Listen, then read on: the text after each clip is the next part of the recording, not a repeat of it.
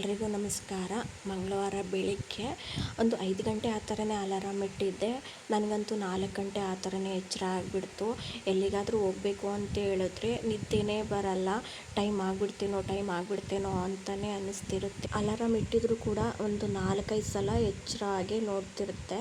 ಇನ್ನು 4 ಗಂಟೆ ಆ ಥರನೇ ಎಚ್ಚರ ಆಯ್ತಲ್ವ, ಇನ್ನು ಮಲ್ಕೊಂಡ್ರೆ ಟೈಮ್ ಆಗಿಬಿಡುತ್ತೆ ಅಂತ ಹೇಳ್ಬಿಟ್ಟು ಎದ್ದು ಅಡುಗೆ ಮಾಡಿಬಿಡೋಣ ಅಂತ ಹೇಳಿ ಮೂಲಂಗಿ ಬೇಳೆ ಸಾಂಬಾರು ಮಾಡ್ಕೊಳ್ಳೋಣ ಅಂತ ಹೇಳಿ ಸಾಂಬಾರಿಗೆ ಬೇಕಾಗಿರೋ ಮೂಲಂಗಿ, ಟೊಮೊಟೊ ಹಣ್ಣು, ಈರುಳ್ಳಿ ಎಲ್ಲನೂ ಕೂಡ ಕಟ್ ಮಾಡಿಕೊಂಡು ಕುಕ್ಕರ್ಗೆ ಹಾಕ್ಕೊಂಡು ಅದಕ್ಕೆ ಬೇಳೆ ಸಾಂಬಾರು ಪೌಡ್ರನ್ನು ಕೂಡ ಹಾಕ್ಕೊಂಡು ತೆಂಗಿನಕಾಯಿ ತುರಿನ ಹಾಕ್ಕೊಂಡು ಇನ್ನು ಬೇಳೆನೂ ಕೂಡ ತೊಳೆದು ಸೇರಿಸ್ಕೊತಿದ್ದೀನಿ. ಇದು ರುಚಿಗೆ ತಕ್ಕನಷ್ಟು ಉಪ್ಪನ್ನ ಹಾಕ್ಕೊಂಡು ಲಿಡ್ನ ಕ್ಲೋಸ್ ಮಾಡಿ ಒಂದು 2-3 ವಿಷಲ್ ಕೂಗಿಸ್ಕೊತೀನಿ.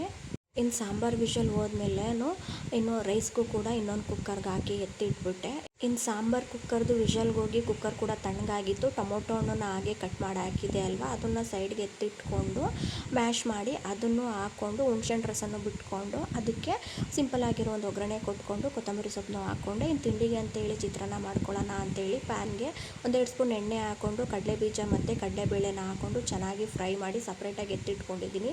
ನಂತರ ಅದೇ ಪ್ಯಾನ್ಗೆ ಸಾಸಿವೆ, ಜೀರಿಗೆ, ಹಸಿಮೆಣ್ಸಿನ್ಕಾಯಿನ ಹಾಕಿ ಈರುಳ್ಳಿ ಮತ್ತು ಕರಿಬೇವಿನ ಸೊಪ್ಪನ್ನ ಹಾಕ್ಕೊಂಡು ಅದು ಹಸಿ ವಾಸನೆ ಹೋದ್ಮೇಲೆ ಟೊಮೊಟೊ ಹಣ್ಣನ್ನು ಸೇರಿಸ್ಕೊಂಡು ಮತ್ತು ರುಚಿಗೆ ತಕ್ಕನಷ್ಟು ಉಪ್ಪು ಮತ್ತು ಅರಿಶಿಣದ ಪೌಡ್ರನ್ನ ಹಾಕ್ಕೊಂಡು ಎಲ್ಲ ಸಾಫ್ಟ್ ಆದಮೇಲೆ ನಾನಿಲ್ಲಿ ತೆಂಗಿನಕಾಯಿ ತುರಿನ ಸೇರಿಸ್ಕೊಂಡಿದ್ದೀನಿ. ನಾನಿವತ್ತು ಈ ಚಿತ್ರಾನ್ನಕ್ಕೆ ಸ್ವಲ್ಪ ಕ್ಯಾರೆಟ್ ತುರಿನೂ ಸೇರಿಸ್ಕೊಂಡಿದ್ದೀನಿ. ಟೇಸ್ಟು ಕೂಡ ಚೆನ್ನಾಗಿರುತ್ತೆ. ಕ್ಯಾರೆಟ್ನ ಹಾಕ್ಕೊಂಡು ಸ್ವಲ್ಪ ಫ್ರೈ ಮಾಡಿಕೊಂಡು ಲಾಸ್ಟಲ್ಲಿ ಸ್ವಲ್ಪ ನಿಂಬೆಹಣ್ಣು ರಸನ ಹಾಕ್ಕೊಂಡು ಕೊತ್ತಂಬರಿ ಸೊಪ್ಪನ್ನ ಸೇರಿಸ್ಕೊಂಡಿದ್ದೀನಿ. ಚಿತ್ರಾನ್ನ ಗೊಜ್ಜು ರೆಡಿ ಆದಮೇಲೆ ಸ್ವಲ್ಪ ಗೊಜ್ಜನ್ನ ಸಪ್ರೇಟಾಗಿ ಎತ್ತಿಟ್ಕೊಂಡು ಸೋಮವಾರ ದಿನ ರಾತ್ರಿನೇ ಸ್ವಲ್ಪ ರೈಸ್ ಮಿಕ್ಬಿಟ್ಟಿತ್ತು, ಅದನ್ನು ಸ್ವಲ್ಪ ಎಲ್ಲನೂ ಮಿಕ್ಸ್ ಮಾಡಿಕೊಂಡು ಅದ್ರ ಮೇಲೆ ಕಡಲೆಬೀಜ ಮತ್ತು ಕಡಲೆಬೇಳೆನ ಫ್ರೈ ಮಾಡ್ಕೊಂಡಿದ್ನಲ್ಲ ಅದನ್ನು ಹಾಕ್ಕೊಂಡೆ. ತಿಂಡಿ ಕೂಡ ರೆಡಿ ಆಯಿತು.